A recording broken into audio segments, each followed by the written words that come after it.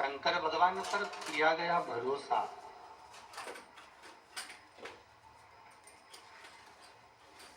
कहाँ कहाँ साथ दे सकता है, किस किस जगह पर साथ दे सकता है। शिव महापुराण की कथा कहती है, जिस दिन आपके जीवन में ऐसा लगे कि मेरी दुख की घड़ी है, मेरी परिश्रम बहुत ज्यादा चिंता का विषय है, बहुत टेंशन का विषय है, तब आपने जो एक लोटा जल देवादिदेव महादेव को समर्पित किया, तब आपने भगवान शंकर को एक लोटा जल समर्पित किया। शिव महापुराण की कथा कहती है, वही जल आपके विश्वास को दृढ़ बना देता, आपके भरोसे को प्रबल बना देता।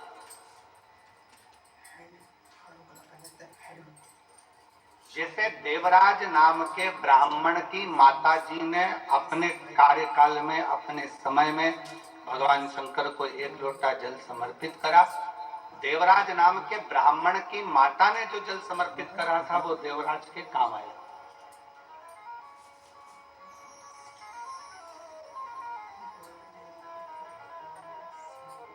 और कमल देवांगन जी आपसे एक बात कहेंगे कि आपकी धर्म पत्नी ने, श्रीमती केतन देवांगन जी ने जो जल चढ़ाया हो, इसको तो है, सरला जी देवांगन जी ने जो जल चढ़ाया हो, तो एक लोटा जल सरला भाभी जी ने जो चढ़ाया, उस जल का प्रताप है कि जो ये शिव महापुराण की कथा देवांगन परिवार में हो रही है, ये जल का प्रताप। हम तो इसको जल का ही प्रताप मानते। और मेरे रायपुर वालों, मेरी जीजियों, मेरे जीजाओं, मेरी बेटियों, मेरे भाई, मेरे बेटाओं, मेरी माताओं, मेरे बंधुओं, आपसे भी कहेंगे कि आपको अगर रायपुर की इस पवित्र धरा पर शिव महापुराण की कथा 2024 में श्रवण करने को मिल रही है, तो ये आप कथा श्रवण करने के लिए अगर बैठे हो, तो ये विश्वास मानकर चलना कि आपने जो शंकर को एक लोटा जल चढ़ाया होगा, उसका फल है, उसका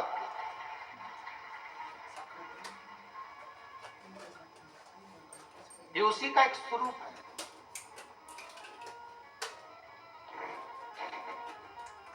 ये उसी का एक आनंदमय स्वरूप। और जितना विश्वास, कहते हैं शंकर की कथा, शिव महापुराण की कथा क्या दे सकती है, तो जैसे शिव महापुराण की कथा के लिए वर्णन किया जाता है कि जैसे माता जानकी जी राम जी के पास में सिंहासन पर बैठी हैं,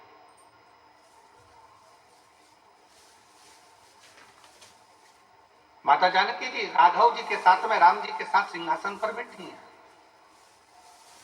और माता जानकी जब सिंहासन पर बैठी हैं, सिंहासन पर विराजमान है, तो माता जानकी जी ने राम जी से, राघव जी से प्रार्थना करी है, राम जी से निवेदन किया, जिसे प्रार्थना करी, प्रभु मेरे मन का एक संशय है, आप मिटाएंगे क्या? राम जी ने पूछा, कौन सा संशय है तुम्हारा, क्या संशय? बोलो क्या संशय सीता, आपका संशय है क्या? माता जानकी जी ने कहा, मेरे भीतर का संशय ये है प्रभु कि आप अयोध्या के राजा बने, इसलिए आप खुश नजर आ रहे हो, प्रसन्न नजर आ रहे हो। सुग्रीव जी किष्किंधा के राजा बने, इसलिए प्रसन्न नजर आ रहे हैं, इसलिए उन्हें प्रसन्नता।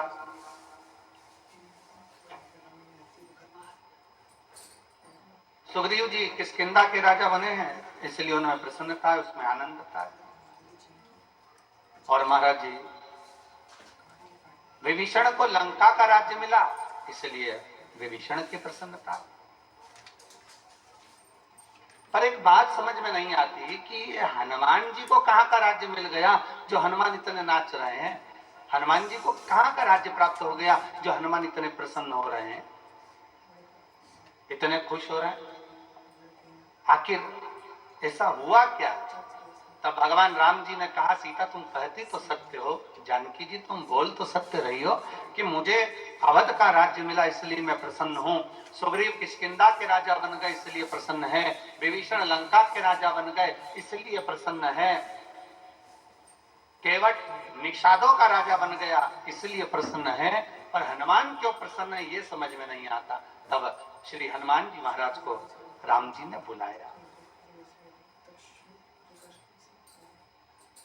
बुलाया राम जी ने, और राम जी ने बुलाकर कहा, क्यों रे हनुमान, एक बात बता, मुझे अवध का राज्य मिला इसलिए प्रसन्न हूँ, केवट निषादों का राजा बन गया इसलिए प्रसन्न है, सुग्रीव किष्किंधा का राजा बन गया इसलिए प्रसन्न है, और विभीषण लंका का राजा बन गया इसलिए प्रसन्न है, और ये बता हनुमान, तुझे कहाँ का राज्य मिल गया तुझे इतना प्रसन्न है?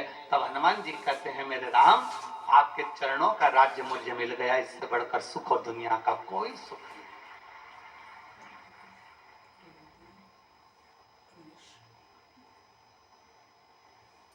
केवल आपके चरणों का जो राज्य मिला है, आपके चरणों का जो सुख मिला है, इसके आगे सारे सुख ठीक हैं।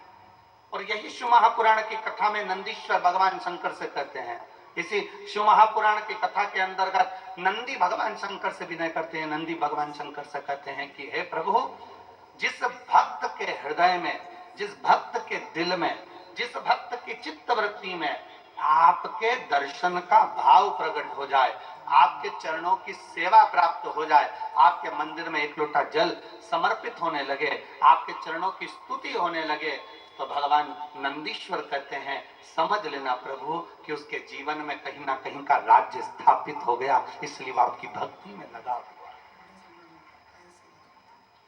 उसको कहीं ना कहीं का राज्य स्थापित हो गया, इसलिए वो भक्ति में रमा।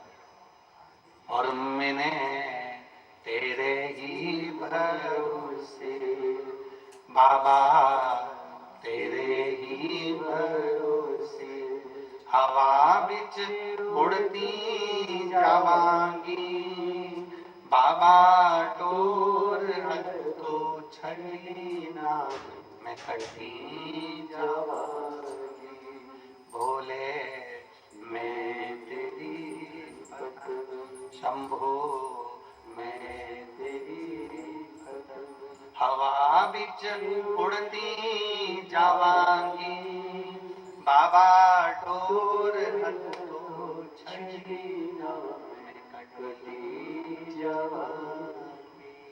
कहीं ना कहीं का राज्य जब हम शंकर के मंदिर में जाना प्रारंभ कर दें, शिव जी को एक लोटा जल चढ़ाना प्रारंभ कर दें, शंकर की स्तुति करना प्रारंभ कर दें, शंकर की कथा तक हम पहुंचना प्रारंभ कर दें, जिस दिन हम भगवान शिव की शरणागति में पहुंचना प्रारंभ कर दें, अपने नजदीक में, अपने घर के पास में जब एक लोटा जल चढ़ाना प्रारंभ कर दें, समझ लेना कि शंकर भगवान ने आपका और हमारा हाथ पकड़ लिया, और कहीं ना कहीं का राज्य हमें बाबा देते जरूर देते।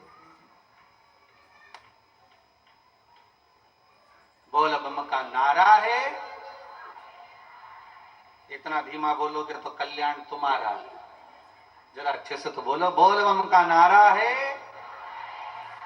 सारी समस्या का हल, एक लोटा शिव को समर्पित, शंकर को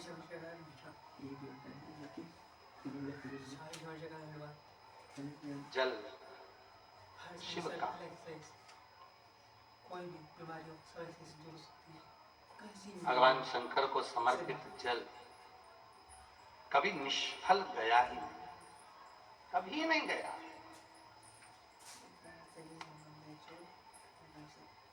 शंकर भगवान को चढ़ाया गया जल कभी निष्फल नहीं जाता, शिव पर करा गया भरोसा कभी टूटता नहीं है। संसार वालों पर भरोसा करोगे, दुनिया पर भरोसा करोगे तो हो सकता है कि वो टूट जाए, और भगवान शिव पर करा गया भरोसा कभी नहीं टूटता। शिव महापुराण की कथा कहती है कि शंकर की कथा में पहुंचने वालों को 4 फल की प्राप्ति होती है, 4 गुण। शिव महापुराण की कथा में पहुंचने वाले के भीतर 4 गुण प्रकट होने लगते हैं। शिव महापुराण की कथा सुनने वाले के अंदर 4 गुण अपने आप आने लगते हैं। पहले नंबर का है संयम, दूसरे नंबर का है सदाचार, तीसरे नंबर का है स्नेह, और चौथे नंबर का है सेवा।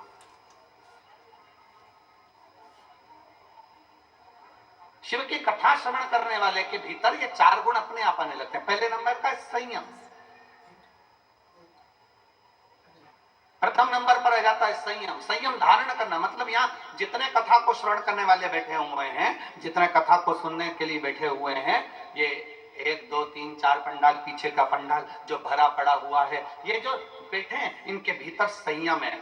जल भी उतना ग्रहण करते हैं जितना लेना है, भोजन उतना ग्रहण करते हैं जितना लेना है, पानी उतना पिएंगे कि कहीं बार बार जाना ना पड़ जाए, कहीं वॉशरूम की ओर जाना ना पड़ जाए, कहीं बाहर जाना ना पड़ जाए, इसलिए जल भी उतना पिएंगे। कितना संयम। सुबह 8 बजे से 7 बजे से 9 बजे से जगह संभाल कर बैठते हैं, तब जाकर दोपहर में 2 बजे से 5 बजे तक कथा श्रवण कर पाते हैं। एक जैसा एक आसन लगाकर एक जैसा बैठना, ये बड़ी कठिन बात है। लोग कहते हैं कि वो संत हैं, साधु हैं, सन्यासी हैं, तपस्वी हैं, साधक हैं, उपासक हैं। शिव महापुराण की कथा कहती है कि शंकर की कथा सुनने वाला किसी साधु और सन्यासी से कम नहीं होता, उसका संयम बड़ा प्रबल होता है।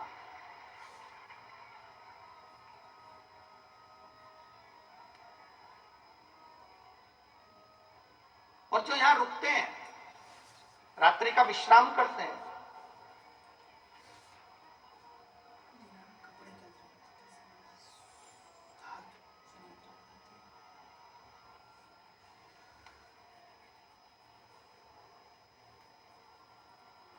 जो शिव भक्त यहां रुक रहे हैं, जो रात्रि का विश्राम करते हैं, जो शंकर जी के भक्त भगवान शंकर की अविरल कथा को श्रवण करते हुए रात्रि का विश्राम करते हैं। लोग कहते हैं कि गुरुजी पंडाल में रहकर रात्रि विश्राम का फल क्या है? शिव महापुराण की उमा संहिता कहती है, पंडाल में रुककर शिव महापुराण की कथा श्रवण करने का फल है 12 ज्योतिर्लिंग में बैठकर रात्रि का विश्राम कर शिव की स्तुति करने का फल है। शिव की स्तुति करने,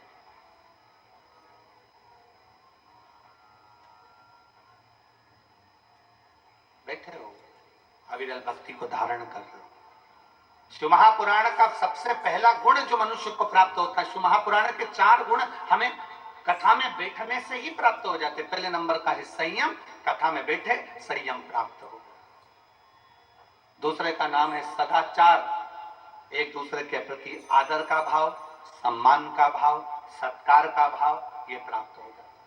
और हमारा निवेदन है शिव महापुराण की इस कथा के माध्यम से सभी शिव भक्तों को और सेवादारों को, जितने सेवा करने वाले सेवक लगे हैं, शंकर के भक्त लगे हैं, और फिर निवेदन है कि सेवा करने वाले कभी ये मत सोचना कि तुम किसी की सेवा कर रहे हो, बल्कि ये सोचना कि भोले बाबा ने, भगवान शंकर ने हमको इस लायक बनाया कि हम पंडाल में खड़े होकर किसी की सेवा कर सकें।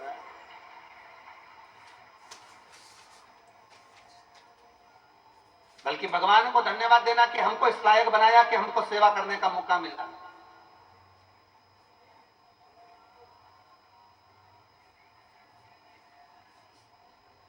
हमको इस लायक बनाया कि हम भगवान की कथा में बैठकर किसी की सेवा कर रहे हैं। भगवान को प्रार्थना कर रहे हैं कि ये आपकी करुणा, ये आपकी उदारता, ये आपकी कृपा है, ये आपकी दया है।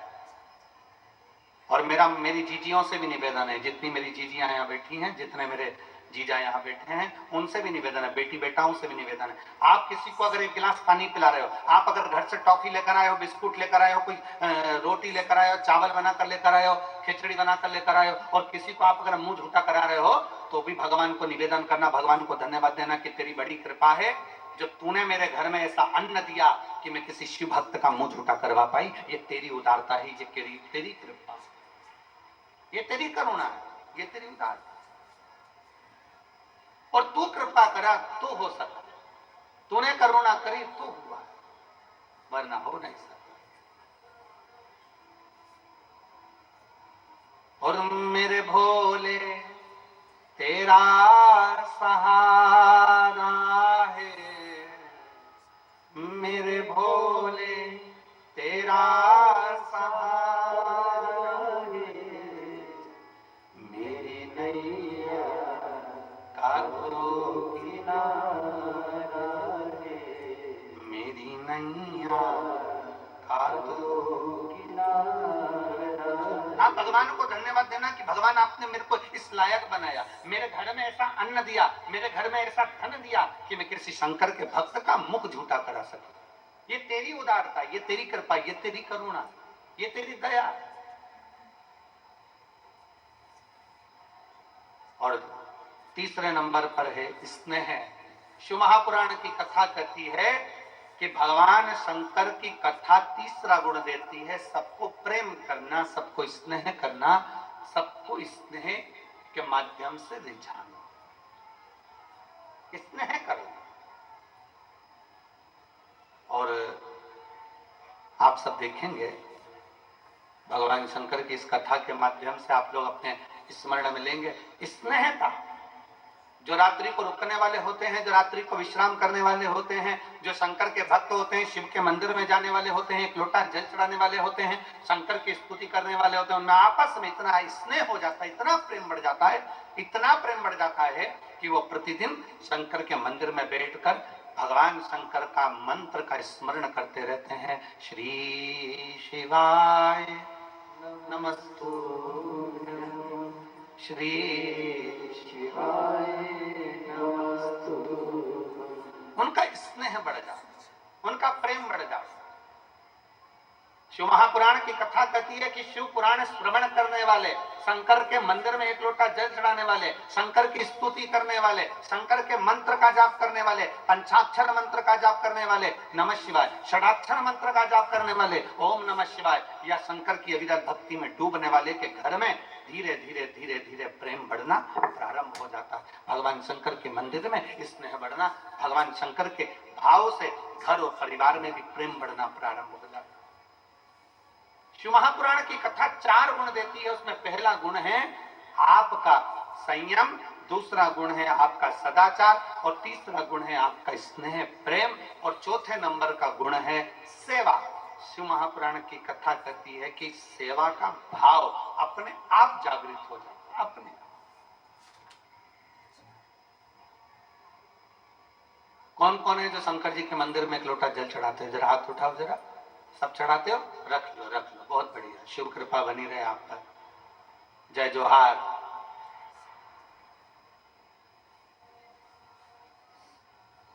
छत्तीसगढ़िया सबले बढ़िया। एक लोटा जल तो शंकर जी के मंदिर में चढ़ाने के लिए जा रहे हो, शिव की स्तुति करने के लिए जा रहे हो, शंकर का गुणगान करने के लिए जा रहे हो, सेवा का भाव अपने आप बढ़ता चले जाता है, सेवा का भाव अपने आप प्रकट होता चले जाता है।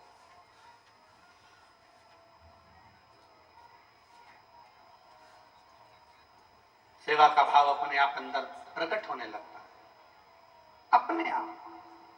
और बोलो री मेरी जीजियों, एक बात बताओ, छत्तीसगढ़ की मेरी बहनों, मेरे जीजाओं, मेरी बेटियों, बेटाओं, मेरी माताओं, मेरे भाई, एक बात बताइए, छत्तीसगढ़ में इतनी कथा हुई और मेरा विश्वास कहता है, मेरा भरोसा कहता है कि जितने मेरे भाई बहन यहाँ बैठे हैं, इन्होंने शंकर जी की कथा में आने वाले शिव भक्तों का किसी ना किसी रूप में, चाहे टॉफी से, चाहे बिस्कुट से, चाहे पानी से, चाहे चावल से, चाहे किसी ना किसी रूप में, जितने यहाँ बैठे हैं इन्होंने सेवा करी है। इन्होंने कहीं ना कहीं किसी ना किसी का मुंह झूठा जरूर कराया। बोलो कराया कि नहीं कराया? जम के तो बोलो जरा, कराया है ना? किसी ना किसी रूप में भगवान शंकर के भक्तों का। तो यही तो हमारा शिव पुराण कहता है कि सेवा का भाव जागृत करो, सेवा के क्रम को प्रबल करिए।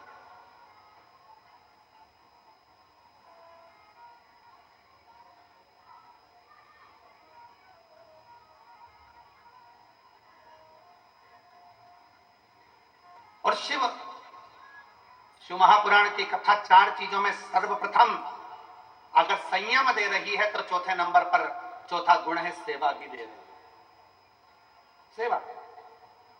और सबसे प्रबल सेवा का गुण किसका हो सकता है? तो शिव महापुराण की कथा कहती है अगर सेवा करने का तरीका सीखना है तो मेरे भोलेनाथ से, मेरे शंकर भगवान से सीखिए।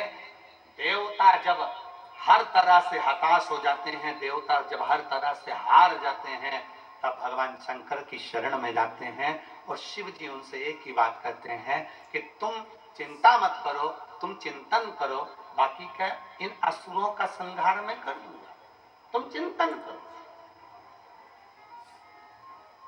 तुम्हारा काम है भगवान की अविरत भक्ति को धारण करना, तुम्हारा काम है भगवत को धारण करना, भगवान की अविरत भक्ति को धारण करना। अभी आपने देखा होगा, इसके पहले कथा थी मेरठ में, सुनी थी क्या आप लोगों ने? किस किस ने सुनी? जरा हाथ उठाओ। सुनी सब लोगों ने? रखो। मेरठ में कथा थी तो आपने देखा होगा कि सेवा का क्रम किसको कहते, जरा ध्यान दीजिएगा। आपने देखा होगा कि जो भगवान शंकर की अविरल भक्ति में लगे हुए भक्त थे, वो तो भगवान शिव की स्मरण में लगे थे, भगवान शंकर की भक्ति में लगे थे। और कई ऐसे भी थे जिनको शंकर की भक्ति, शंकर का स्मरण, शंकर का नाम जाप, शंकर का एक लोटा जल सुहा नहीं था। कई ऐसे भी।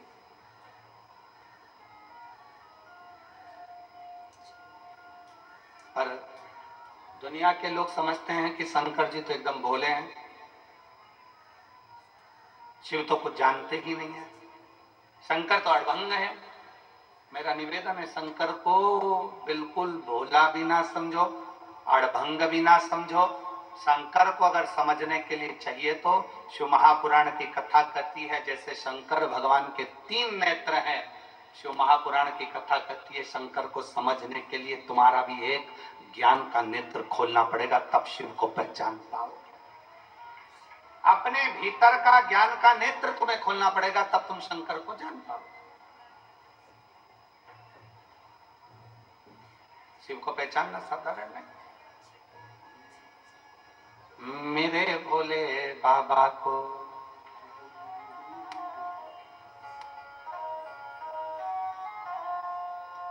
अरे मेरे भोले बाबा को अनाड़ी मत समझो, मेरे भोले बाबा को अनाड़ी मत समझो, मेरे भोले बाबा को अनाड़ी मत समझो, मेरे भोले बाबा को अनाड़ी मत समझो। दोनों हाथों से, मेरे भोले बाबा को अनाड़ी मत समझो, मेरे भोले बाबा अनाड़ी मत समझो, अनाड़ी मत समझो, अनाड़ी मत समझो, अनाड़ी मत समझो, अनाड़ी मत समझो, अनाड़ी मत समझो, अनाड़ी मत समझो। ओ मेरे भोले बाबा को,